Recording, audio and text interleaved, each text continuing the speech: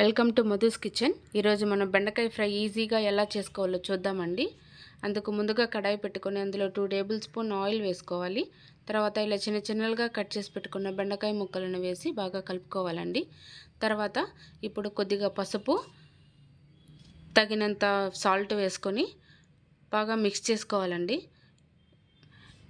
ఇది వచ్చేసి చాలా జోమ్గా ఉంటుంది కదండి. ఈ జోమంతా ఎగిరేంత వరకు బాగా కలుపుకోవాలి.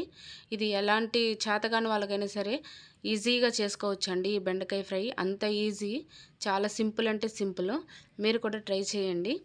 ఇలా కలుపుకొనేసి జోమంతా బాగా కొద్దిగా ఎగిరిన తర్వాత ఇప్పుడు కొద్దిసేపు మూత పెట్టుకోవాలండి.